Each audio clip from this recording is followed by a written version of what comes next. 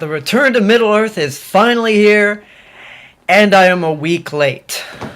I apologize, but let's get on with the review.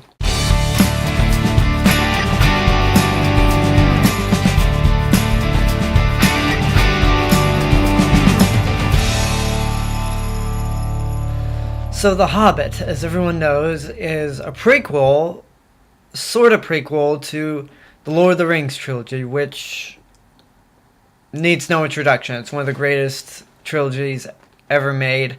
I've only seen the movies once, but they are still freaking fantastic. Unfortunately, I never got to see those movies on the big screen. So when The Hobbit came around, I was like, okay, I can finally see one of these movies in the theater. Hopefully it'll be just as good as the Lord of the Rings films. It's good, but let's get into what the movie's about if you don't know what The Hobbit is about.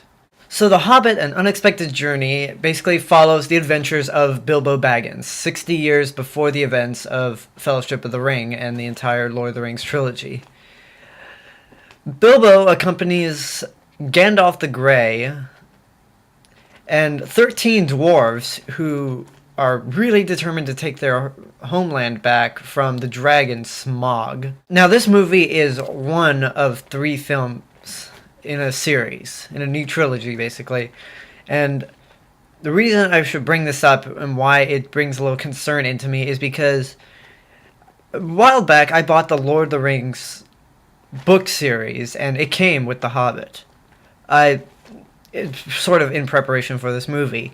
And The Hobbit is small compared to the other Lord of the Rings books. As you can see right here, next to it is Fellowship of the Ring.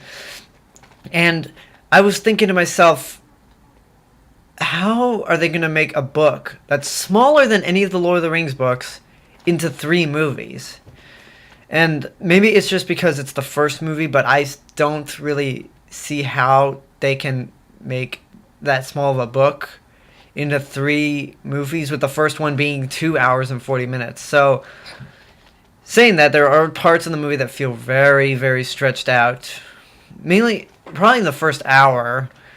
And I understand Peter Jackson's reasoning for doing this because he wanted to kind of expand on more what the book didn't touch upon so much. I haven't read the book yet, but I'm going to trust him with that because he is a really good director, and hopefully he knows what he's doing.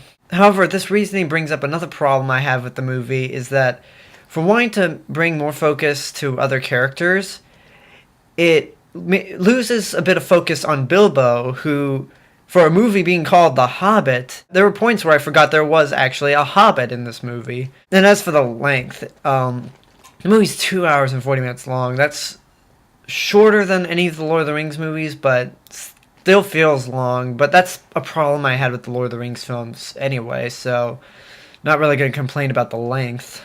Now, I will say, before anyone writes a bad comment, the movie gets more good done than bad.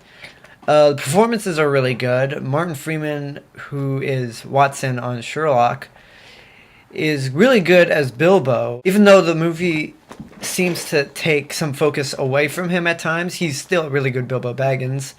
The dwarves are good. For a group that I thought would be kind of silly, they're actually pretty cool characters.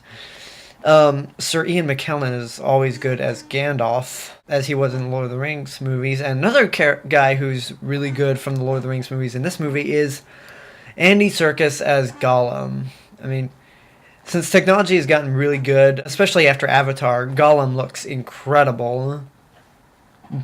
And the riddle scene between Bilbo and Gollum, it's a really great scene. I could watch that for a long, long time. The special effects are really good, as they are in any Peter Jackson movie. And the action's really, really exciting. So in the end, I would say The Hobbit, The Unexpected Journey, is, at this point, not convincing me that 3 movies can be made from one book. But it's still really good. It's a welcome return to Middle-earth. And it really honestly got me pumped to see what's going to happen next. I mean, it may lack the sense of wonder and the emotional power that the Lord of the Rings films had, but it's definitely worth seeing in your lifetime. That's about it. I know there is one important part of the movie that I did not touch upon in this review because I want to make that a separate video. So that's basically all I have to say about the movie on its own. I will talk about that element later on, and I will see you guys later.